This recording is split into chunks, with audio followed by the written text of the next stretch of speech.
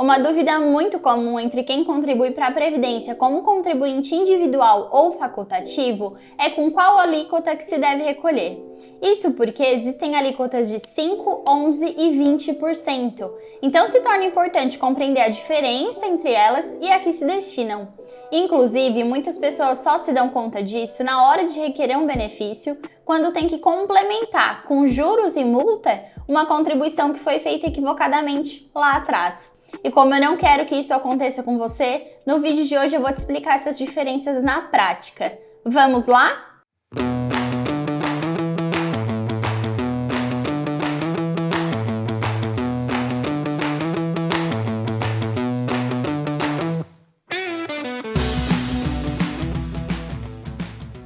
Bom, como o vídeo de hoje é destinado aos contribuintes individuais ou facultativos, eu vou explicar resumidamente quem são esses. No Sistema Geral da Previdência, do INSS, nós consideramos como segurados da Previdência todos aqueles que contribuem para o sistema, ou seja, pagam para a Previdência.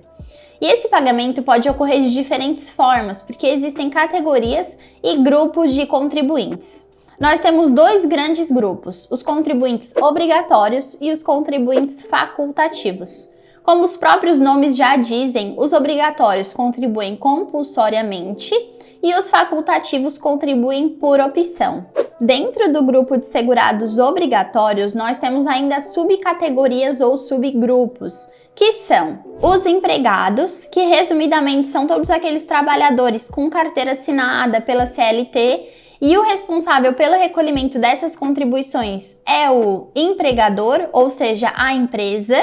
Nós temos também os empregados domésticos, que são aquelas pessoas que prestam algum serviço para a família ou pessoa em sua residência e sem fins lucrativos. Aqui entram todas aquelas pessoas que são responsáveis pela organização, limpeza de uma casa, também motoristas, jardineiros. E nessa categoria, nessa forma de trabalho, também são responsáveis pelo pagamento da Previdência os empregadores, os contratantes. O trabalhador avulso é aquele que presta serviço para diferentes empresas, mas que não tem uma relação empregatícia com cada uma delas, porque a relação de trabalho entre eles é regulamentada por um órgão específico. Isso é muito comum em portos, minas de carvão. E a contribuição desse trabalhador também fica sob responsabilidade da empresa. Nós temos também os segurados especiais. Os segurados especiais, resumidamente, são os produtores rurais, os pescadores ou filhos e cônjuges que participam também dessa atividade. E por fim, ainda dentro do grupo de segurados obrigatórios, nós temos os contribuintes individuais, que são basicamente aqueles que trabalham de forma autônoma. Advogado, médico, diaristas ou então microempreendedores individuais, os MEIs, todos esses fazem parte do grupo de contribuintes individuais e são responsáveis pelo seu próprio recolhimento para a Previdência, para se tornar um segurado da Previdência. Já no grupo de segurados facultativos, aqueles que contribuem por opção, estão todos aqueles que não exercem uma atividade remunerada, ou seja, as donas de casa, estudantes, estagiários, e essas pessoas elas podem, por opção, se vincular, se filiar ao sistema da Previdência contribuindo. A partir desses dois grandes grupos, nós podemos então concluir que são responsáveis pelo seu próprio recolhimento, pela sua própria contribuição, os segurados individuais e os segurados facultativos. Então essas pessoas elas têm que se filiar ao sistema, gerar a guia, efetuar o pagamento, para só então se tornarem segurados da Previdência Social. E esse pagamento dos contribuintes individuais ou facultativos pode acontecer com diferentes alíquotas, de 5%, 11% ou 20%, de no mínimo um salário mínimo ou de no máximo o valor do teto vigente da Previdência Social. Mas e agora, né? Se eu posso recolher, contribuir com uma alíquota de 5%, por que eu recolheria com uma de 20%?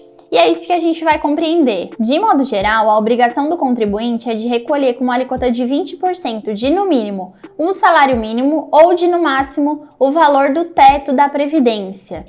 Mas a Lei 8.812 de 91, no seu artigo 21, excepcionou a hipótese dos planos simplificados, que é onde estão previstas as alíquotas de 11% e de 5%. As alíquotas de 11%, tanto para o contribuinte individual facultativo, elas são opcionais e podem ser utilizadas sempre que eles quiserem. Já as alíquotas de 5% são destinadas para os contribuintes individuais, que são microempreendedores individuais, os MEIs, ou para os contribuintes facultativos que possuem baixa renda ou nenhuma renda. Sabendo disso, eu volto a fazer a pergunta: bom, se eu posso recolher com alíquota de 11% ou 5%, por que eu recolheria com uma de 20%? E a resposta é que existem limitações para quem vai optar pela utilização do plano simplificado. Por exemplo, as contribuições com alíquota reduzida, elas não são contadas como um período contributivo para aposentadoria por tempo de contribuição. Ou ainda não é possível utilizar esse tempo em outro regime previdenciário, por exemplo, um servidor público que gostaria de utilizar o período que ele recolheu no plano simplificado para se aposentar lá no regime próprio. Não é possível fazer isso. Além disso, o recolhimento pelo plano simplificado ele só pode ter como valor de base o valor de um salário mínimo. Ou seja, não é possível recolher com alíquota de 11% ou 5% com o valor do teto da Previdência, por exemplo. Aqui é importante destacar que existe uma exceção no caso dos contribuintes individuais que prestam serviços para pessoas jurídicas, ou seja, empresas. Esses contribuintes eles podem recolher com alíquota de 11% e não vão sofrer nenhuma dessas limitações. Então, em resumo, os contribuintes individuais e facultativos devem recolher com alíquota de 20% de, no mínimo, um salário mínimo ou de, no máximo, o teto da Previdência, mas podem optar pelo plano simplificado, recolhendo com alíquota de 11% sempre que quiserem, ou de 5% no caso dos MEIs para contribuintes individuais, ou contribuintes facultativos de baixa renda, sempre lembrando dessas limitações de direitos. Bom, e por todos esses motivos é que muitas pessoas precisam complementar suas contribuições quando vão fazer o requerimento de algum benefício, porque optaram pelo plano simplificado, fizeram recolhimentos com alíquota reduzida, mas não se atentaram a essas limitações de direito, então precisam recolher com juros e multa a diferença do 5% para o 20%, ou do 11% para o 20%, e assim por diante. E agora você já sabe a diferença das alíquotas de 5%, 11% e 20% de contribuição. Eu espero que vocês tenham gostado, deixem aqui seu comentário, cliquem no botão de gostei e se inscrevam no nosso canal.